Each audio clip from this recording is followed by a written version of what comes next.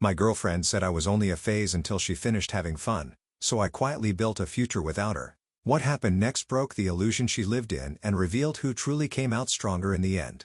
I, a 26-year-old male, was dating this girl, Brooke, a 24-year-old female for about 2.5 years. I met her through my buddy's girlfriend at some rooftop party downtown. She was one of those girls who could walk into any room, and suddenly everyone was gravitating toward her. She was super outgoing, always down for whatever, the total opposite of my more chill personality. The first year was honestly pretty great. She got me out of my comfort zone, dragged me to concerts I never would have gone to, and made me try sushi. I still hate it, but whatever. I started going to yoga classes because she was into it. Yeah, I was that guy doing downward dog next to a bunch of soccer moms at 6 in the morning. Don't judge me. My dad, Jim, thought the whole thing was hilarious. Yoga? Really? What's next? Juice cleanses, he said. He's been my best friend since my mom died when I was 12. He raised me alone, taught me plumbing, and never remarried, because he said one woman trying to change him was enough for one lifetime. He has this way of saying exactly what everyone's thinking but is too polite to say out loud. Around year 2, things started shifting. She'd disappear entire weekends for girls' trips that seemed to happen every other week. She started following a bunch of festival influencers on Instagram, always talking about this amazing party in Vegas or that underground music thing in Miami. She made friends with this crew who were all about that live your best life energy. You know the type, always posting stories with those generic motivational quotes over sunset pics. The ringleader was her friend Rebecca. This woman was like the devil on Brooke's shoulder, except she wasn't even subtle about it. Rebecca, 26, worked some vague marketing job that apparently paid enough for her to hit up every major festival on the West Coast. She had this way of making every conversation about how Brooke was too young to be tied down and needed to have fun in her 20s. Dad met Rebecca exactly once at a barbecue and immediately sized her up. That one's trouble. She's got dead eyes and the personality of a motivational poster, he said. He wasn't wrong. Rebecca would text Brooke constantly about parties, trips, and opportunities that were too good to pass up. Brooke would get these messages.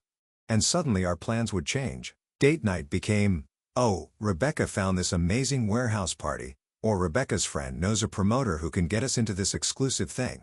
The conversation that ended everything happened 4 months ago on a random Thursday night. We were eating the stir-fry I made. Yeah, I cook. Fight me. I brought up my friend Alan's wedding in October. Wanna be my +1? It's going to be pretty fun. Open bar. Good music. Alan's been planning this thing forever. She literally laughed. Not a cute giggle, but a full-on laugh like I had just asked her to help me move a couch. October. Dude, that's like 5 months away. Who knows where we'll be then? I put my fork down.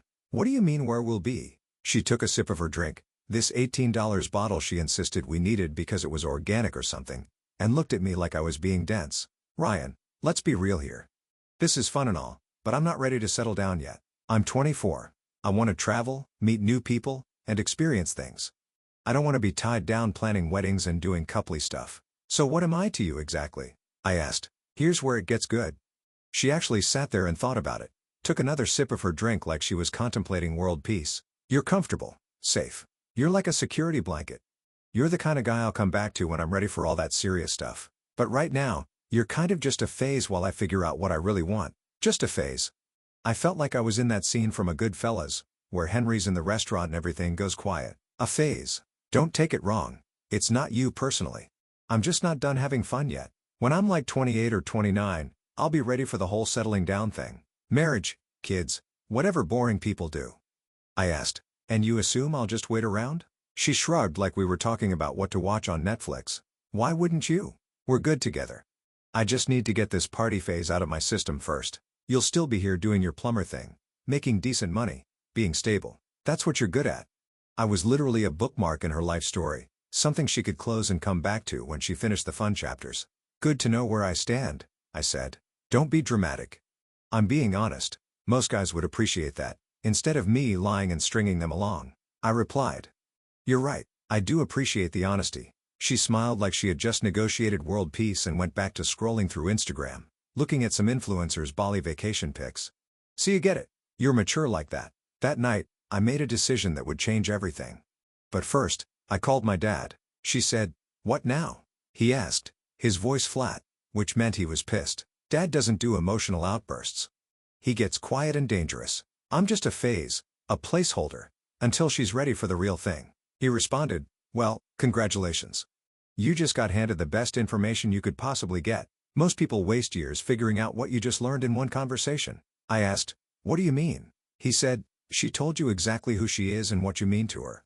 Believe her. Now act accordingly. If I was just a phase, a placeholder until she was ready for serious stuff, then I'd start acting like it. No drama, no begging, just cold, practical adjustments. It started that weekend. She wanted to hit up some warehouse party downtown that Rebecca had found. Come on, it'll be amazing. The DJ is supposed to be incredible. I said, nah, I'm good. Have fun though. She was surprised but pleased. More freedom for her to do whatever. Finally, I was starting to think you were getting clingy.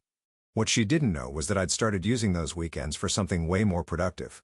The first thing I did was stop investing in our relationship. Not in some petty revenge way, just practically. I stopped buying groceries for her place. Why stock someone's fridge if you're temporary? I stopped meeting her party friends because, honestly, why network with people I'd never see again once she moved on? She didn't notice at first because she was too busy living her best life with Rebecca as her hype woman. Every weekend was some new adventure. Pool parties, music festivals, spontaneous road trips to Austin or Nashville. Her Instagram became this highlight reel of shots at rooftop bars and dancing at venues I'd never heard of. Meanwhile, I quietly started rebuilding my life. I signed up for that woodworking class I'd been putting off for years. Turns out I'm actually pretty decent with a table saw. I joined a hiking group that met Saturday mornings when she was usually hungover from whatever she'd done Friday night. I started volunteering at the local community center, teaching basic coding to kids. The big move was the house hunt. I'd been saving money for years from my plumbing jobs, always telling myself I was waiting for the right time or for us to be ready. Well, if there was no us in my future, why was I waiting? I found this incredible fixer-upper in Riverside. 3 bedrooms, 2 baths, a huge backyard. It needed serious work but had amazing bones. Built in 1954, it had original hardwood floors, a sick mid-century fireplace, a kitchen straight out of the 1970s, and a bathroom with avocado green tiles. But I could see the potential. The inspection turned up some interesting surprises. Original copper plumbing that was actually in better shape than most modern houses I'd worked on. The electrical panel needed a complete overhaul but everything else was solid. The foundation hadn't shifted an inch in 70 years. Dad came with me to look at it. He walked around for about 10 minutes, checked the foundation, looked at the electrical panel, and tested the water pressure. Roof solid, the foundation's good. Electrical needs some work but nothing major. You'd be stupid not to buy it. I asked, think I can handle all the renovation work? He said, kid, I've been teaching you this stuff since you were 8. Plus, I'm not dead yet. I can still swing a hammer. The previous owners had been an elderly couple who'd lived there for 40 years. They'd kept everything original but maintained it perfectly. They even left behind a workshop in the garage complete with a vintage workbench and tools from the 1950s. Dad nearly had a heart attack when he saw it. These tools are worth more than your down payment. I put in an offer without saying a word to Brooke. She was at Coachella with Rebecca, posting stories of herself covered in glitter, dancing to DJs I'd never heard of. I got the text that my offer was accepted while she was sending me videos of some art installation shaped like a giant cactus. Miss you, babe, this is incredible. Can't wait to tell you about it. I texted back, have fun, then went back to reviewing the inspection report with Dad. He asked, so when are you going to tell Princess Partygirl about the house? I replied, why would I? She's not going to be living in it. Dad grinned. That's my boy. The hiking group was where everything started clicking into place. Every Saturday at 7 in the morning, we'd meet at different trailheads around the city. Way better than sleeping off hangovers until 2 in the afternoon like I used to do when Brooke was out partying. That's where I met Sophie, a 23-year-old personal trainer with a really dry sense of humor that caught me off guard. Our first conversation was about trail mix. Whoever decided raisins belong in trail mix clearly hates joy, she said, picking them out of her bag. I replied finally, someone with sense. Raisins are just disappointed grapes, she said. Oh man, that's dark. I like it. We started hiking together more often, just as friends at first since I was technically still with Brooke, even though she'd made it clear I was just holding her place in line. Sophie helped me pick out tile for the house renovation. Turns out she has really good taste and knows way more about home improvement than someone who spends all day at a gym should. I asked, why do you know so much about grout while we were at Home Depot? She said my dad's a contractor. I spent summers working for him instead of going to camp, learned more about plumbing than most guys I train. She was right. The first day Sophie came to help with the house, Dad was there installing new kitchen cabinets. I was nervous about them meeting, but I shouldn't have been. You must be Sophie, Dad said. not looking up from his level. "Ryan's told me about you," she replied. "All good things, I hope." He said, "Yeah. He said you have opinions about tile. That's either very good or very bad." Sophie laughed. "Depends on the tile. But yeah, I have opinions about most things."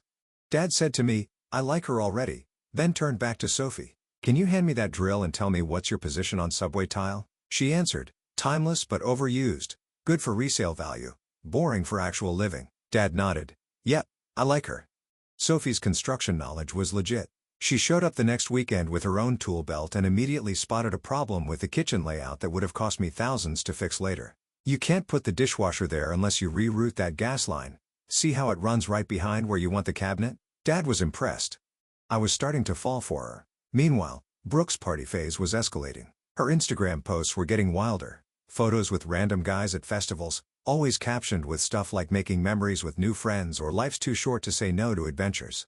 Rebecca would comment things like, "Yes, queen, this is what your 20s should look like." Dad saw one of her posts when I was scrolling through my phone during a lunch break. "God, she looks like she's about to overdose on attention.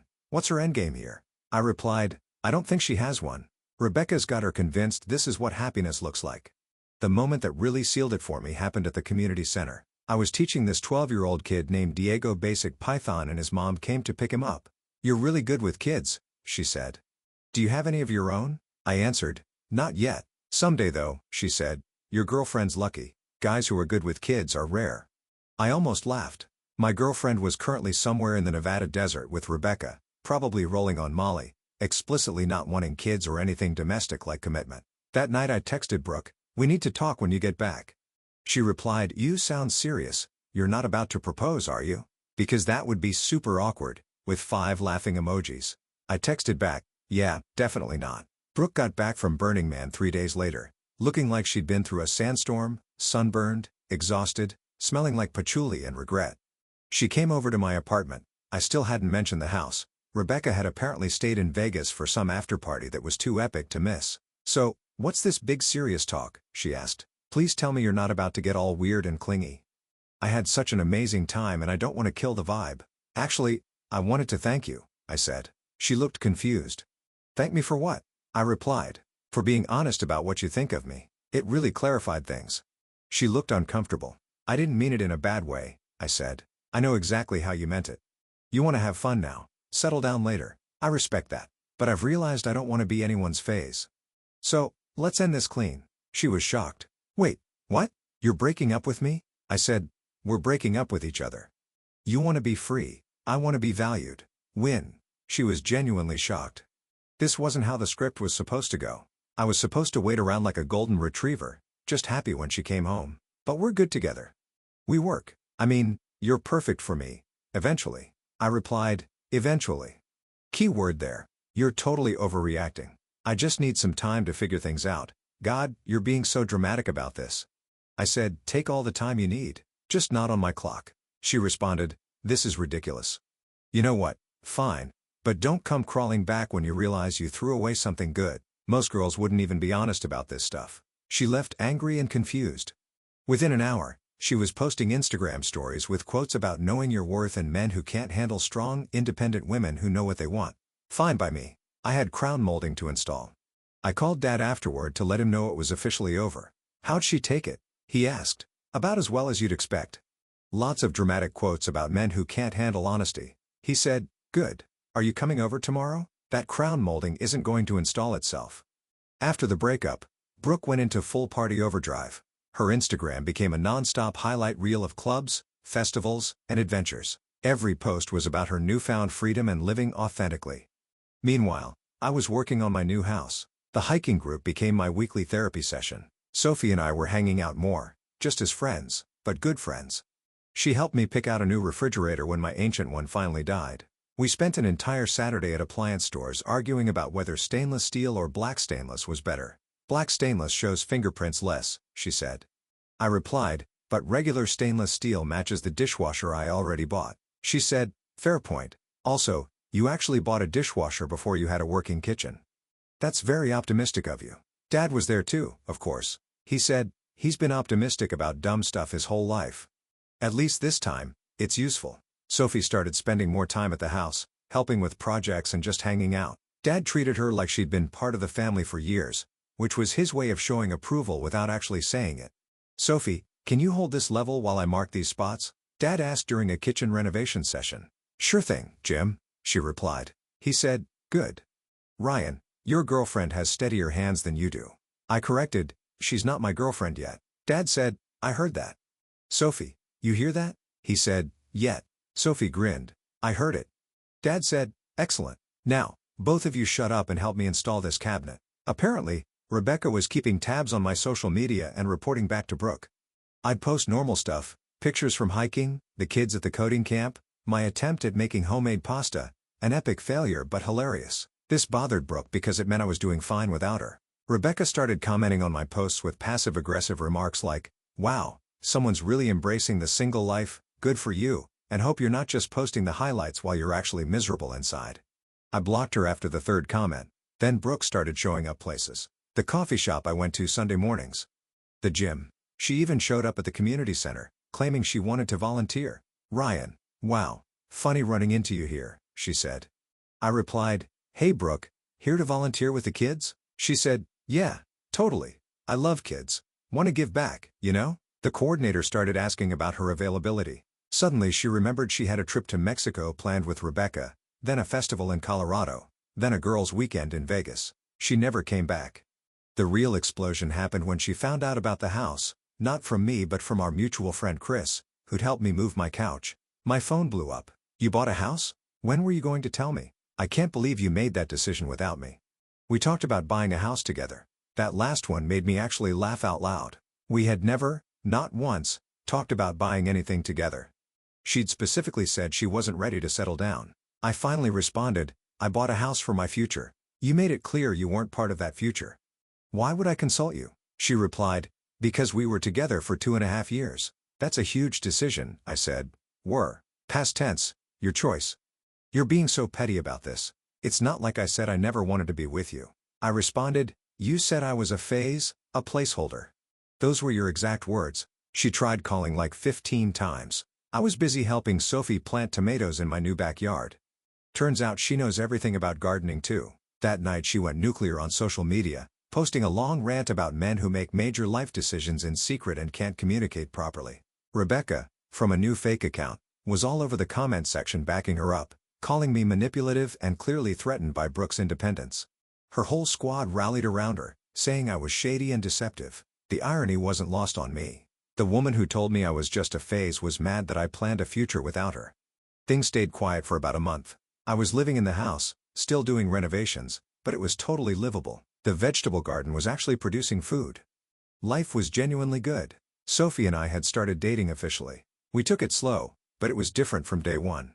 She talked about future plans like I was obviously going to be there, made dinner reservations 2 weeks out without hedging. It was weird how refreshing that was. Dad loved watching us together. This is what normal looks like, he told me one day while we were installing new baseboards. No drama, no games, just two people who actually like each other. I said, it's nice, he corrected.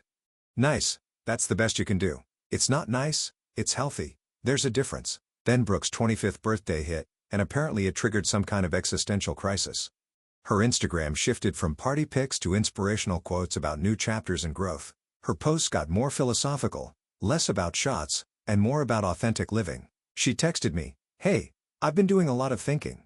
Can we talk? I was curious enough to say yes. We met at a neutral coffee shop downtown, the kind of place with exposed brick and overpriced lattes. She looked different, less party girl, more tired, like she'd been running on fumes for months and finally ran out of gas. Thanks for meeting me. I know things ended weird between us, she said. I asked, what's up, Brooke? She said, I've been thinking about what I really want, like really thinking, and I realized I was being immature before. I'm ready now. I asked, for what? She replied, to settle down, to be serious. I got all the party stuff out of my system. I'm ready for the next chapter with you. She said it like she was doing me a favor, like I should be grateful she'd finally decided I was worth her time. I said, so, because you're ready now, I should just be available. She responded, we were good together, Ryan. You know we were. I just needed time to grow up and experience things. Now I have, and I know what I want. I asked, and what made you think I was just sitting around waiting because you loved me? She said, I know you did. That doesn't just disappear. Plus, Let's be real. You're a plumber. It's not like you have tons of options. Even now, she was talking down to me. I replied, you're right. I did love you. Past tense. You told me I was just a phase, so I acted accordingly. I didn't mean it like that. I said, you meant it exactly like that. You wanted to party and have fun without me, then settle for me when you were done. Like I was a retirement plan. She started crying, not sad tears, but frustrated tears. So what, you're punishing me? Is that what the house was about? To hurt me? I said, the house is about building my future. A future you explicitly said you didn't want to be part of, yet I took you at your word. She asked, I saw you with that girl on Instagram. The trainer. Is this about her? I replied, Sophie? Her name is Sophie, and no, this isn't about her. It's about me choosing to be with someone who doesn't see me as something to settle for later. That hit home. She physically flinched. I never said settle for you. I reminded her, settling down with me was what you do when you were done having fun. Your exact words. That makes me the safe, boring choice for after the party ends. She said, so that's it? 2.5 years together, and you just move on like I meant nothing? I replied, 2.5 years, and you moved on first. You just expected me to stay in place while you did. She tried one last desperate play. What if I was pregnant? I almost walked out right there. Are you? I asked. She said, no, but what if I was? I replied, okay, even if you were, what makes you think I'd believe it's mine? She said, you're such an asshole. I was honest with you, and this is how you repay me. She left angry, blocked me on everything, and posted more quotes about men who can't handle personal growth and how sometimes people show their true colors when you're vulnerable. That evening, I was at the house with Dad and Sophie, installing new light fixtures in the dining room. I told them about the coffee shop meeting. Sophie asked, she actually said, you don't have options because you're a plumber? I confirmed, word for word. Dad put down his screwdriver. That girl has no idea what she just walked away from twice. I asked, what do you mean twice? He said, once when she decided you were a phase, again today when she assumed you'd be grateful for her scraps. He picked up his screwdriver again. Her loss. Sophie, can you flip that breaker back on? She replied, sure thing, Jim. He said, good. Now, let's see if Ryan wired this right or if we need to call a real electrician. Brooke's rejection apparently sent her into a complete spiral. According to mutual friends, she became obsessed with proving I was making a mistake. Rebecca was feeding into this hard, constantly telling her that I was obviously rebounding and that Sophie was just a gym bunny who doesn't know the real me like Brooke does. The harassment started small. Brooke would drive by the house when I was working in the yard. She'd sit in her car across the street for like 20 minutes, just watching. I ignored it at first, figuring she'd get bored and move on. Dad noticed first. Blue Honda keeps driving by. Same one's been parked across the street 3 times this week. That's Brooke stalking now. Classy. He didn't look up from the deck railing he was sanding. Want me to go have a chat with her? I said, nah, she'll get bored eventually. He replied, if you say so, but if she escalates, I'm not asking permission next time. Then Rebecca started following me around town. She'd show up at the grocery store I went to, the coffee shop, always with her phone out, pretending to be casual while obviously taking pictures.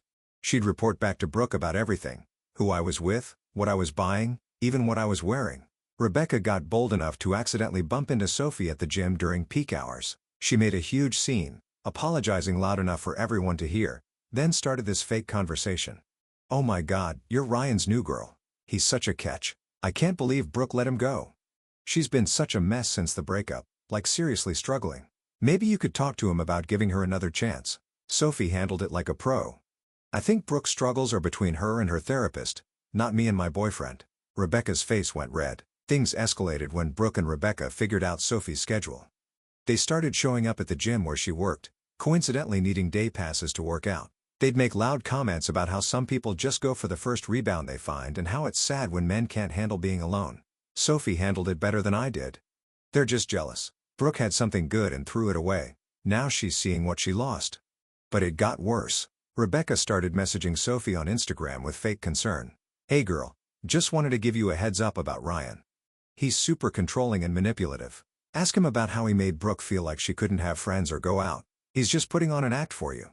Sophie showed me the messages. She's really trying hard to break us up. I asked, what did you tell her? She said that she should find a hobby that doesn't involve other people's relationships. Dad's response was more direct. Block her, block them both. And if they show up at your work again, call the police. Brooke and Rebecca doubled down. They started spreading rumors to mutual friends about how I was love-bombing Sophie and how they were worried about her because I was showing all the red flags of an abuser, the same tactics abusers actually use, isolating their target by making everyone else seem untrustworthy. The flowers started appearing on my porch 2 weeks later. No cards. Just flowers. Every few days, new ones would show up. I threw them away, but they kept coming. Secret admirer? Dad asked, seeing me carry another arrangement to the trash. I said, Brooke, she's losing her mind. He replied, no. She's trying to make you lose yours. Don't let her. Then Sophie started getting packages at work. Designer workout clothes, expensive supplements, gift cards to fancy restaurants, all anonymous. But we both knew who was sending them. It was like Brooke was trying to buy Sophie's loyalty or proof she had money to throw around.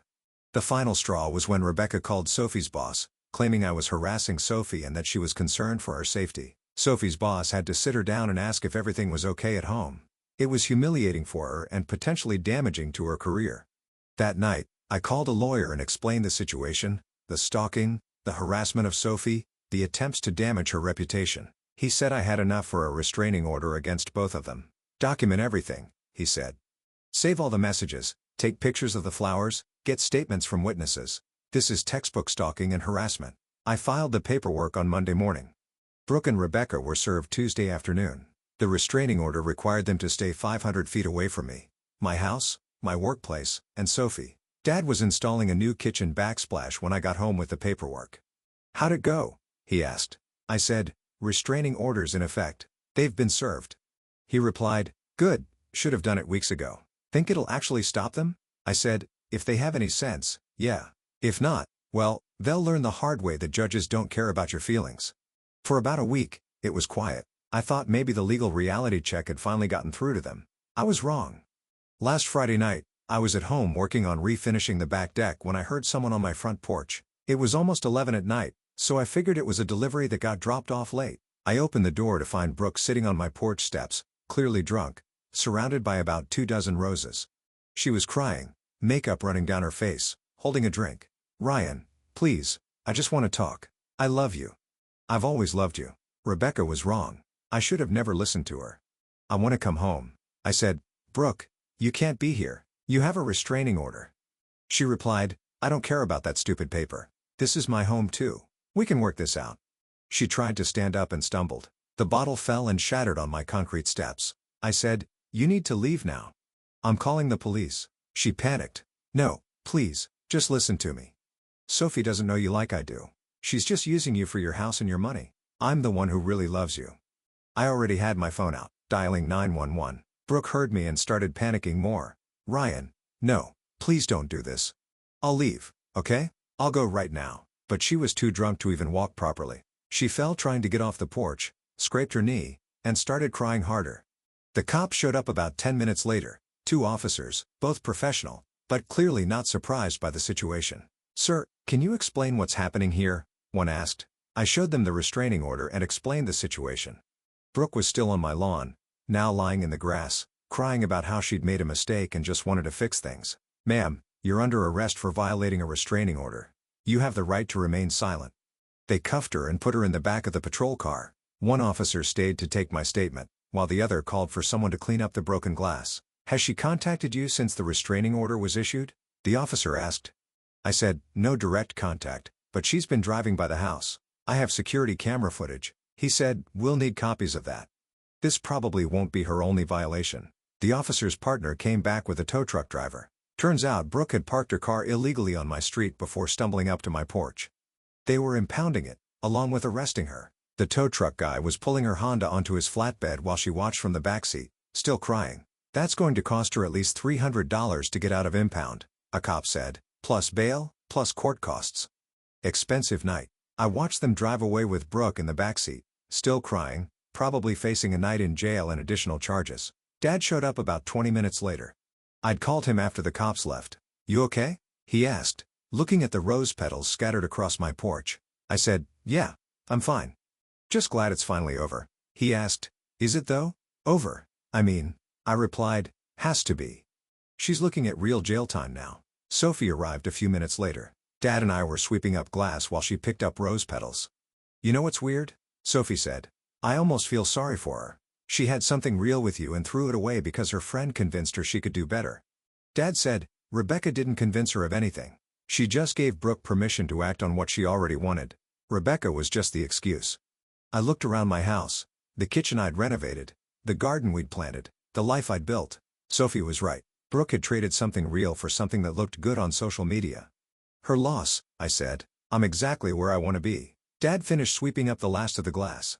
Should have listened to me from the beginning. I told you that girl was trouble. I said, yeah, you did. He replied, of course I did. It's my job to spot the crazy ones before they waste your time. Although, to be fair, this one wasted way more of her time than yours. Brooke was right about one thing. She wasn't done having fun yet. Turns out, neither was I. I just found a better definition of it. One that,